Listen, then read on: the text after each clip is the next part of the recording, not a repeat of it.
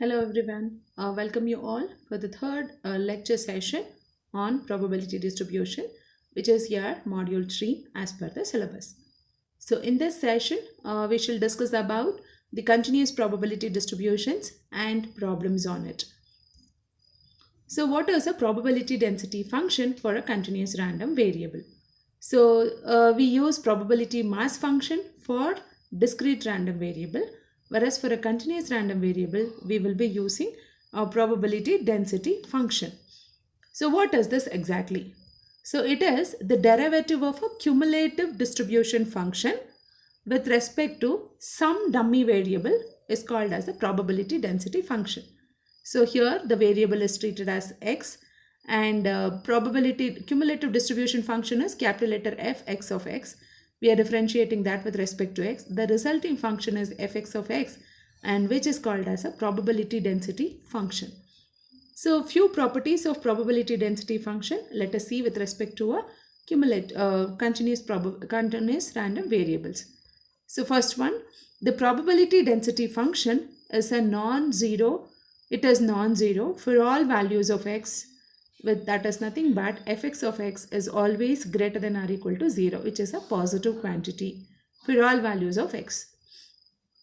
Why is it like that? Because the cumulative distribution function, which increases monotonically, because it is a derivative of cumulative density function, which is always positive. And the second important property of probability density function is the area under the PDF curve is always unity. Like a probability density function for a random variable, which was summation of probability values is equal to 1, that for a discrete random variable. Whereas for the continuous random variables, the area under the curve, once we say area under the curve, it is an integration between minus infinity to infinity. Fx of x dx is always equal to 1. And the cumulative distribution function is obtained by integrating the probability density function, that fx of x is minus infinity to x fx of x into dx. So when we do integration of probability density function, we will be obtaining the cumulative density function between the limit minus infinity and x. And the fourth property is probability of the event where x lies between x1 and x2 is given by the area under the PDF curve in x, which is varying between x1 and x2, and the range, which we call it as a range, and probability of x1 less than x less than or equal to x2 can be written as integral x1 to x2 fx of x dx. So those are the main probability properties of a probability density function. So let us see what is a mean, variance and standard deviation for a continuous random variable. So here, first one, let us see mean. Mean is also called as expectation of x. It is represented differently. The expected value of a random variable, which is denoted as mu x, or e of x, or m, or x bar. These are all the different representations. So how do we find this expectation of x for a continuous random variable? Is e of x is integral minus infinity to infinity x fx of x dx is the first moment origin. Now you can compare your discrete random variable, the mean, and the continuous random variable, the mean. There it is with respect to a summation, as it is a discreted one. Since it is a continuous, here we have the integration. And expansion under the summation and under the integration remains the same. There it is xp of x, and here it is x fx. Similarly, expectation of x square is integral minus infinity to infinity x square into fx of x dx, which is called as a second moment from the origin. And if e of x minus mu x whole square, integral minus infinity to infinity x minus mu x whole square into fx dx is called as the central moment. And this is all with respect to the mean. And now the variance. Variance is always represented as sigma x square, which is equal to e of x square minus e of x whole square. And square root of variance is standard deviation, which is represented as sigma, and which is nothing but the square root of variance. So these are the important definitions or important formulas that we have to remember with respect to a cumulative distribution function. So what are all the few important things that we have seen? One is probability density function, the other one is cumulative distribution function, and then mean, variance, and standard deviation. So in mean we have e of x and e of x square, and also e of mu minus x. So that is first moment origin, second moment origin, and central moment. So these are the few things we have to remember. So let us see the applications with examples here. Look at the first example. The density function of a random variable x is given by fx is equal to kx into 2 minus x, where x takes the values from 0 to 2 including the end values because of the equality sign here. What we have to do? We have to find the value of k. So let us do the solution now. For a probability density function for a continuous random variable, the probability density function for a continuous random variable is integral minus infinity to infinity f of x into dx, and that value of this integral is 1. That we also call it as area under the PDF curve. So this we know. Now the given x varies from 0 to 2. It has been given, and f of x dx, the integral value should be equal to 1. Now let us substitute for fx. Fx is kx into 2 minus x dx, and this integral value must be equal to 1. So now k is a constant, you can write it outside. Integral, this x also can be multiplied inside, so it becomes 2x minus x square into dx, and the integral value is supposed to be 1. And now let us perform the integration. K is equal to integration of 2x is x square by 2. 2 and 2 gets cancelled. We have only x square. And integration of x square is x cube by 3. And the limits are between 0 and 2. And this integral value is equal to 1. Now k, 2 square is 4 minus 8 by 3. That is equal to 1. And the value of k is 3 by 4.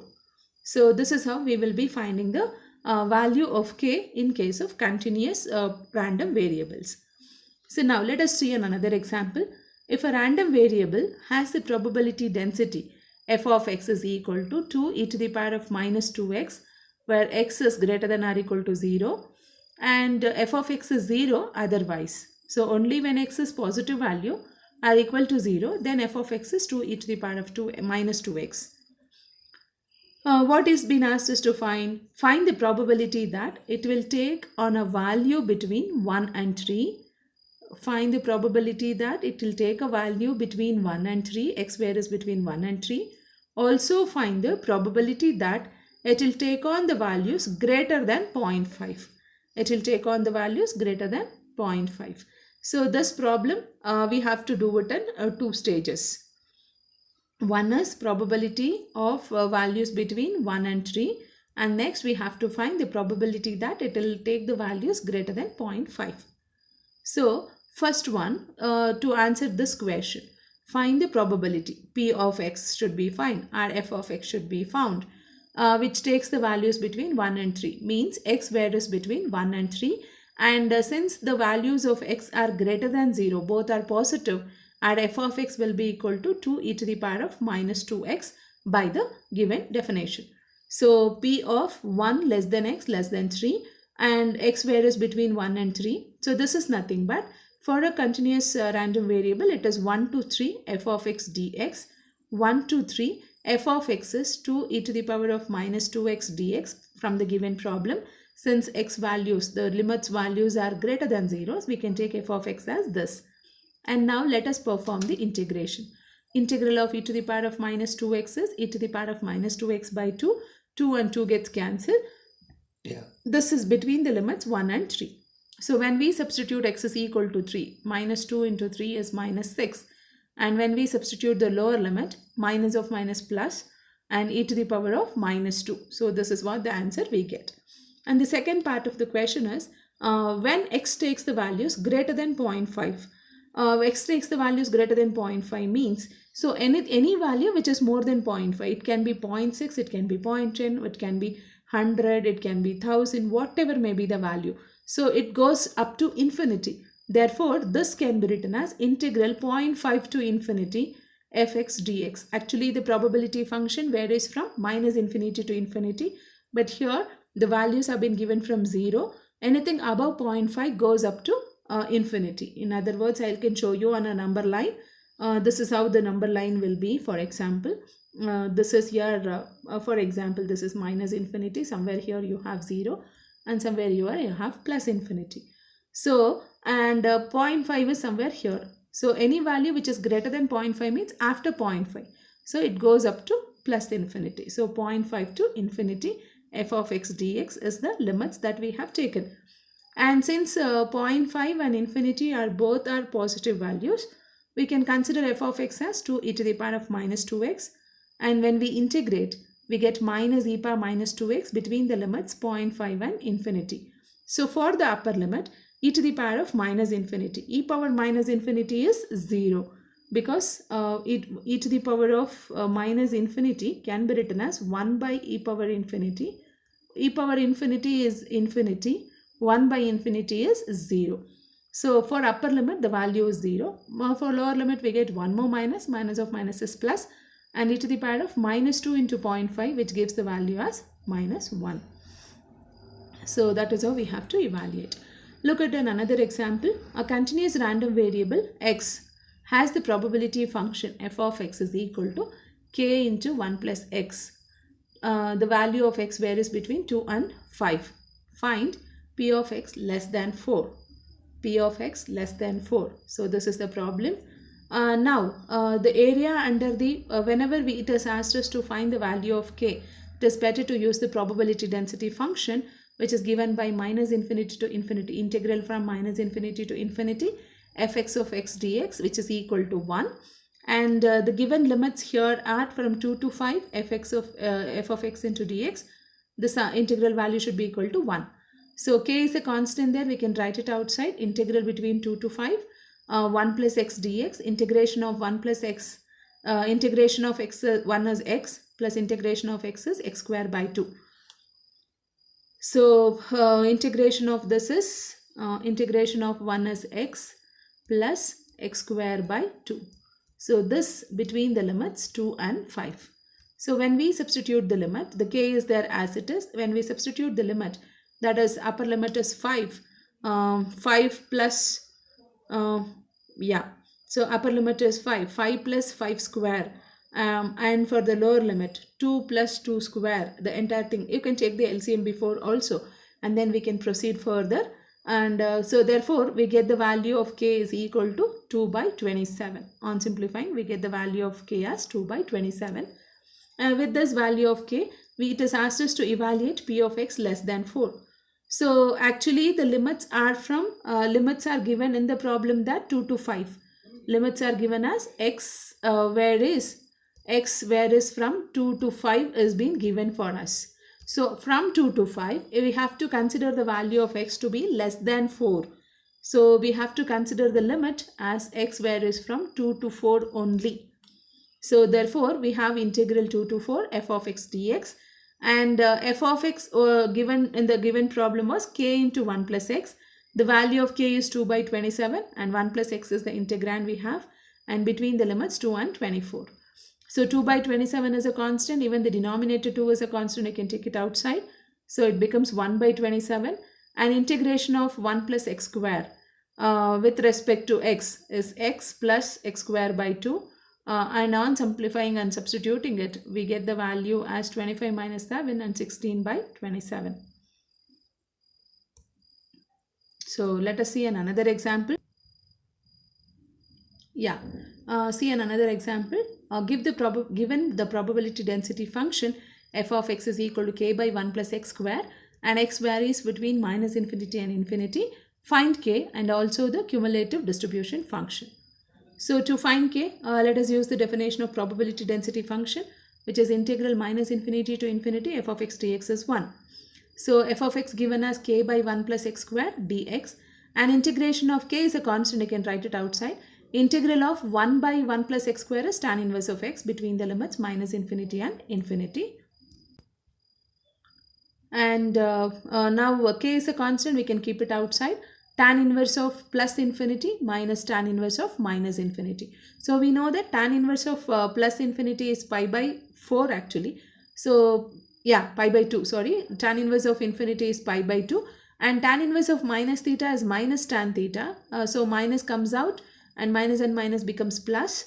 Tan inverse of infinity is pi by 2 again. So pi by 2 plus pi by 2 is pi, and the value of k, transfer that pi towards the other side, we get the value of k as 1 by pi.